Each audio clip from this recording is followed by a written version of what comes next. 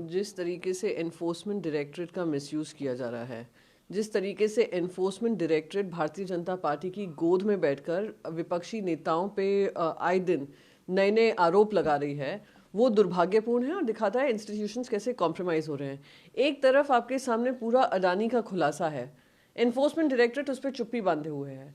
Enforcement directorate उन मुद्दों पे चुप्पी बांधे बैठी है जिन्होंने भारतीय जनता पार्टी के वॉशिंग मशीन का इस्तेमाल करके भारतीय जनता पार्टी से जुड़ गए और सिर्फ विपक्षी नेताओं पे उनका काम चालू है। तो मैं कहूँगी कि हमारे सबसे बड़ा और देश का ज्वलंत मुद्दा वो है।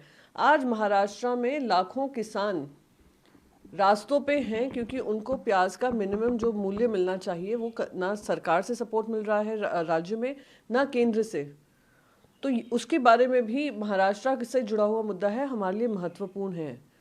तीसरा महत्वपूर्ण मुद्दा ओल्ड पेंशन स्कीम को लेकर 18 लाख से ज़्यादा कर्मचारी स्ट्राइक पर जा रहे हैं और वो भी मोर्चा कर रहे हैं और राज्य सरकार उस पर चुप बैठी है। केंद्र सरकार किसी तरीके से उस पर संज्ञान नहीं ले रही है, जो जनता के बीच में तकलीफ पहुंचाएगा। तो कहीं ना कहीं जो सरकार अपने सत्ता में मस्त है और जनता को त्रस्त रखा हुआ है, दिखा रहा है। ये हमारे सारे ज्वलंत मुद्दे हैं और हम इसको आज भी पार्लियामेंट में रखेंगे।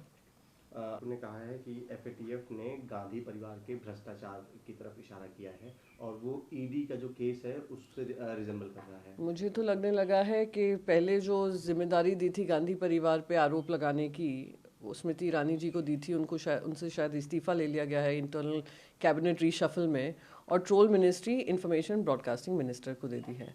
तो जो भी चार्जेस हैं, जो भी आरोप हैं, ईडी उस पर इन्वेस्टिगेशन कर रहा है। और आप हर दूसरे दिन आकर आरोप लगाते हैं, हर तीसरे दिन आरोप लगाते हैं, कुछ और मुद्दा नहीं मिला तो आरोप लगाते हैं, कुछ मुद्दा मिला तो आरोप लगाते हैं। तो आप लोग तो ऐसे हो गए हैं, जो विपक्ष में रहते थे तब आरोप लगाते थे, सत्ता में है आरोप लगाते हैं। सारी एजेंसीज आपके हाथ में, इन्वेस्टिगेशन करिए, रोज अपनी राजनीतिक रोटियां दूसरों को कोसने में ना व्यर्थ करें। उद्धव ठाकरे के लिए एक और सेटबैक बताया जा रहा है। कहा जा रहा है कि जो उनके क्लोज ऐड थे सुभाष देसाई, उनके बेटे ने शिंदे को ज्वाइन कर लिया है। मैं कहूँगी सेटबैक तो नहीं है, पर जहाँ तक भारतीय जनता पार्टी है उनसे ये सवाल ज़रूर पूछिएगा, जिन पे 3000 करोड़ का करप्शन के चार्जेस लगा रही थी भारतीय जनता पार्टी। दोनों, मिंडे सेना हो या भारतीय जनता पार्टी हो, दोनों कह रहे थे कि एसआईटी का गठन होना चाहिए। वो क्या बीजेपी की वॉशिंग मशीन में धुलकर अब उनको क्लीन चिट मिल चुका है। और मैंने तो सुना है बीजेपी ने खुद ने एकनाथ शिंदे को लिखा है कि इनका एंट्री करना ये उनका जो क्लीन इमेज है उसको ख़राब करता है। तो कहीं ना कहीं वो राजनीति से जुड़े हुए नहीं थे, शिवसेना से जुड़े हुए नहीं थे और उन्होंने दूसरी पार्टी ज्वाइन कर ली है, वो उनकी मर्जी है।